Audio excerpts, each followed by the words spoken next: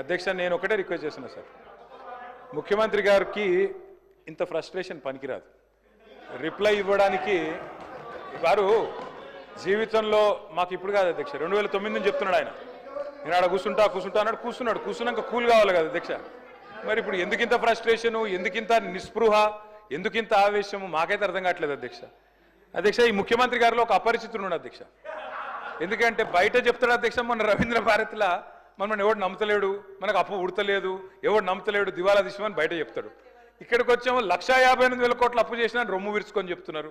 మాకు అర్థం కావట్లేదు అధ్యక్ష, ఆయన కరెక్టా ఈయన కరెక్టా, రాము రెమోనా, ఎవరు కరెక్టో తెలుస్తలేదు అధ్యక్ష.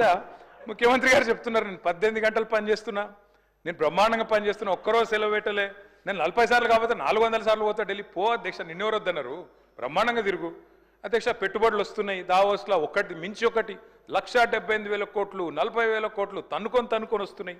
సంక్షేమం అద్భుతం, అన్ని అయిపోయినాయి 5 గ్యారంటీలు. మరి ఎందుకు అధ్యక్ష ముఖ్యమంత్రి గారు 71,000 కోట్ల ఘాటా పడ్డది, ఖతమైపోయింది, మా 71,000 కోట్ల అంచనాలు తగ్గిందని గన్పూర్లో చెప్పిండు, స్టేషన్ గన్పూర్లో. ఎందుకే అంటున్నా అధ్యక్ష, నేను ఓదికేమో పైసలు లేవంటారు అధ్యక్ష, ఉద్యోగులకు డిఏలకు పైసలు లేవు, 6 గ్యారంటీలకు పైసలు లేవు, తులం బంగారంకు పైసలు లేవు.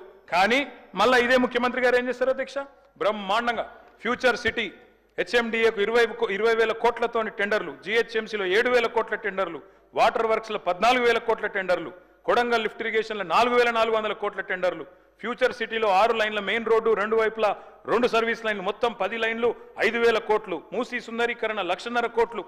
ఇన్నిటికి పైసలు ఉన్నాయి కానీ 6 గ్యారంటీలకు పైసలు లేవు, తులం బంగారం పైసలు లేవు, మహిళలకు ఇచ్చేందుకు 2,500 లేవు.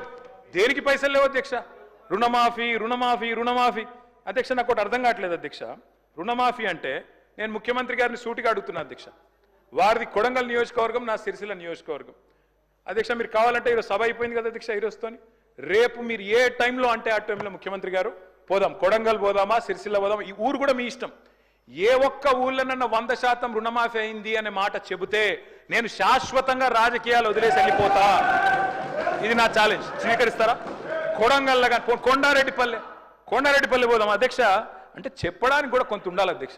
వారే కదా అధ్యక్ష రైతులను రెచ్చగొట్టింది.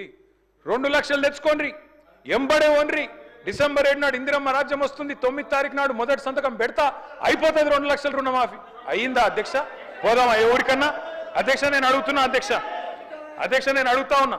ఇంకోటి అన్నారు అధ్యక్ష, వారు దేవుని మీద ఒట్టు పెట్టినారు అధ్యక్ష. ఇప్పుడు దేవుళ్ళు బాధపడే పరిస్థితి వచ్చింది, ఇది ఎక్కడ అని చెప్పి అధ్యక్ష నేను అడుగుతున్నా. వారు అంటారు అధ్యక్ష,